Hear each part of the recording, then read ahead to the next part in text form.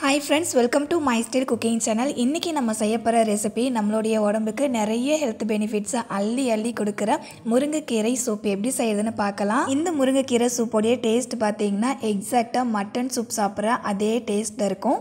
Okay friends, ரெசிபிக்குள்ள போகிறதுக்கு முன்னாடி நீங்க இன்னும் நம்ம channel my style cooking subscribe பண்ணல அப்படினா ப்ளீஸ் வந்து சப்ஸ்கிரைப் பண்ணிக்கோங்க.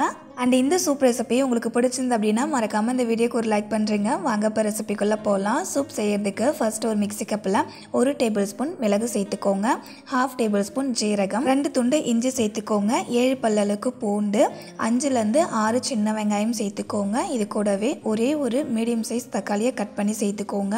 அண்ட் 1/4 டேபிள்ஸ்பூன் கொத்தமல்லி சேர்த்துட்டு மிக்ஸி கப்பை க்ளோஸ் பண்ணிவிட்டு நல்லா ஃபைனாக அரைச்சி எடுத்துக்கோங்க. தண்ணி எதுவும் சேர்க்க வேண்டாம், தக்காளியில் இருக்கிற அந்த தண்ணியே போதும் அரைக்கிறதுக்கு.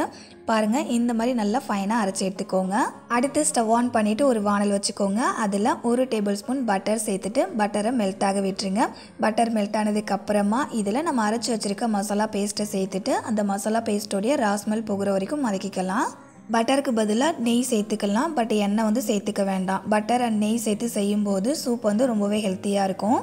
இப்போது இந்த மசாலா பேஸ்ட்டு கூடவே ஒரு 1/4 டேபிள்ஸ்பூன் அளவுக்கு மஞ்சத்தூள் சேர்த்துட்டு வதக்கி விட்டுக்கோங்க.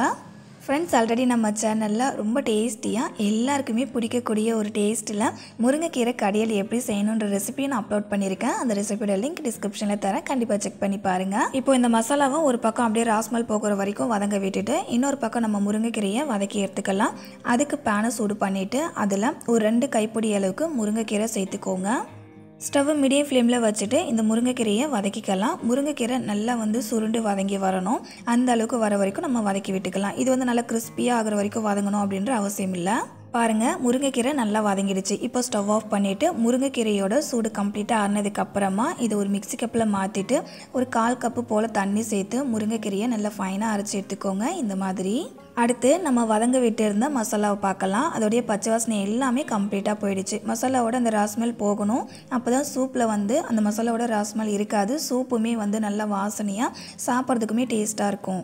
அடுத்து இது கூட வந்துட்டு சும்மா ஒரு 1/4 கைப்பிடி அளவுக்கு மட்டும் நான் முருங்கைக்கீரை சேர்த்துக்கிறேன். சூப் சாப்பிடும்போது முருங்கைக்கீரை இடையில நம்ம மென்று சாப்பிட்றதுக்கு நல்லாயிருக்கும் இல்லையா, அதனால் இப்போ முருங்கைக்கீரையை சேர்த்துட்டு ஒரு 3 நிமிஷத்துக்கு வதக்கி விடுங்க.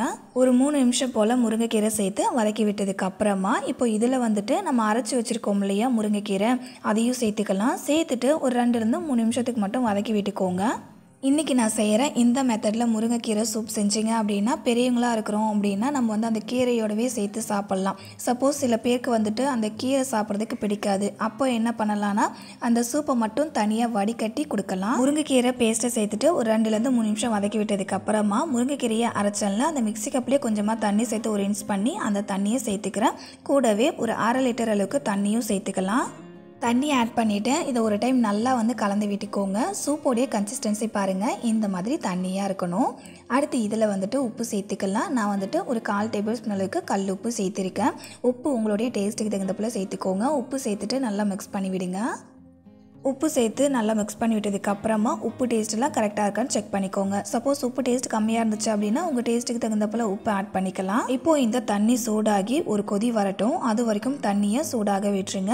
இப்போ பாருங்கள், தண்ணி சூடாகி ஒரு கொதி வந்திருக்கு. இந்த மாதிரி ஒரு கொதி வந்ததுக்கப்புறம் கரெக்டாக ஒரு 5 மினிட்ஸ் மட்டும் இந்த சூப்பை குக் பண்ணிக்கோங்க. கரெக்டாக 5 நிமிஷம் குக் பண்ணதுக்கப்புறமா நான் காமிக்கிறேன் பாருங்கள். அவ்வளோதான், நம்மளுடைய ஹெல்த்தியான ரொம்ப டேஸ்டியான முருங்கைக்கீரை சூப் ரெடி ஆகிடுச்சு.